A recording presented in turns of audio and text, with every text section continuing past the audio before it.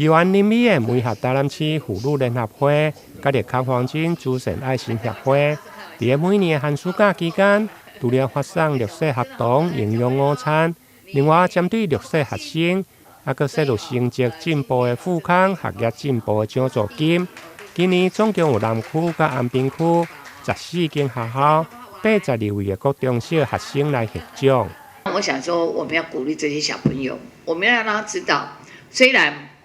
我们的资源不比别人好，但是我们只要有认真，我们还是一样可以拿到他们的就是一些奖学金。所以那时候我们创立的精神是，只要你进步，我们不要你跟别人比赛，我们要的是要跟自己比赛。所以我们在座的小朋友要听好，你今天是在跟自己比赛，不是跟别人来比赛。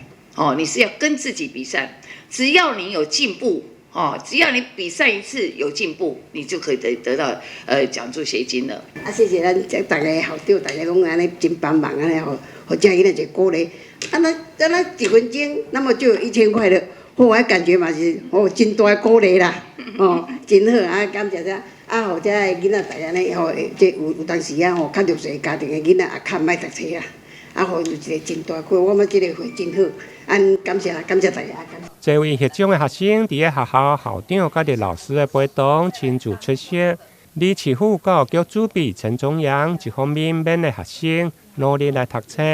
另外嘛代表教育局来感谢爱心协会，并且递赠感谢状。因为今年颁奖的活动拄啊接近端午节，赞助单位嘛特别加赠每一位获奖者各1粒的肉粽甲日菜粽。